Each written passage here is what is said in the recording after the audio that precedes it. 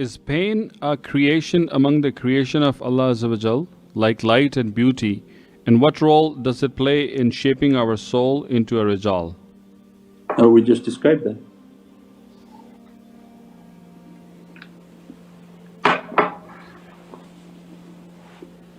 We don't understand good until we understood sour, we don't know sweet until we tasted sour, we don't know warmth until we tasted cold. These are the laws of opposite. When somebody is at ease, then how would they do anything? They think that their life is now retirement and finished for them, and there's no struggle. Without the struggle how will they achieve? And they say, oh but I have friends they don't struggle for anything, Allah has left them. And then Allah describes in Qur'an, it's like we give you a rope and we keep extending the rope. That's not a rope for your salvation, that's a rope around your neck. So they keep getting what they want, they do this, they do whatever they want, and they have been forgotten. But Allah's love is when He guides the servant and then continuously tapping them, you're going off, you're going wrong. So this is Allah's love, and these are the signs of Allah's love when the servants are tested and they're enrolled in tariqas. And their testing becomes more resolvable with the strength of their tafakkur, because they don't need to be smashed left and right, kept back on center.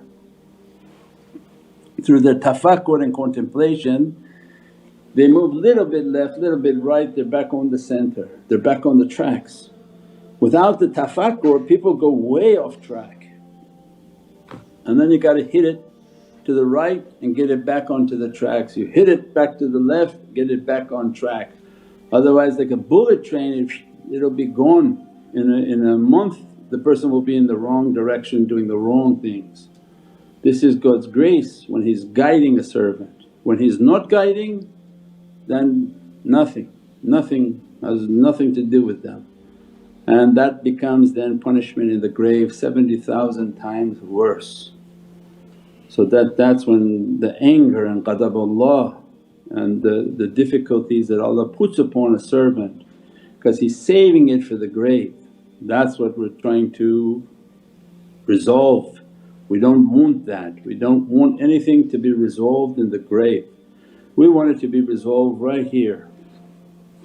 So a little bit of testing, lots of tafakkur, oh I'm doing something wrong, I'm going to give sadaqah, I'm going to give qurban, I'm going to make water wells, I'm going to do all these things to resolve my errors. I do my own audit so that I can resolve my errors in dunya, and I know that those will be the fountains that dress me within the grave, not the punishment that dresses me within the grave, inshaAllah. And this love and the muhabbat is a safety. So why do you guys love Prophet so much sallallahu alaihi wasallam? Well, if you don't forget every other secret we say, but you don't seem to understand what's coming in that grave for you. You think that the paradise is cheap, and you merely said shahada and now you're going to go to the highest heavens and fountains and rivers and everything will be flowing for you. But what if that abode becomes immensely difficult, and that Allah will question every single issue, everyone that you disliked, everyone that you harmed, every difficulty you put upon people, put upon yourself, your family, your loved ones. What if Allah question you about all of them and now want to inflict punishment and difficulty upon the servant for each one of them, for each hair of an animal that you harmed, if they're going to come and infliction and punishment upon the servant. So heedless people say, why do you love? People who have awoken to their haqqaiqs say, he's the most important person to love sallallahu alaihi wasallam, because through that love he will intercede, you'll be with whom you love. Where? Be whom where? Only at home or walking on the streets or at a mawlid? Where you want Prophet most is in your grave with you, to get past that difficulty. Because of that love, because your heart is trained with durood and with salawat, as soon as you enter the grave your soul is making durood al-sharif and salawat and asking for the nazar of Prophet, the hadrat hudur of Sayyidina Muhammad to be present with you. And Allah's promise, how could I punish them when they're asking forgiveness and that you're with them? That's also a verse of Allah's dialogue in the grave with the servant, how I'm going to punish them. Is they're going to tell Prophet leave so that my angels can beat this person.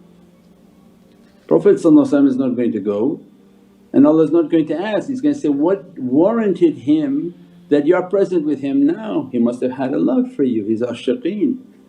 So of course his presence there is a rahmah, that Allah has written that rahmah to occur. So if there's anyone you should love, it should be the love for Prophet.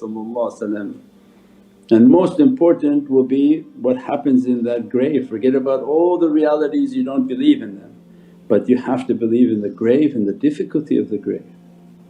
So alhamdulillah, these are all safeguards and all realities and dressings and blessings upon the soul at many different levels. You don't care for the realities, no problem.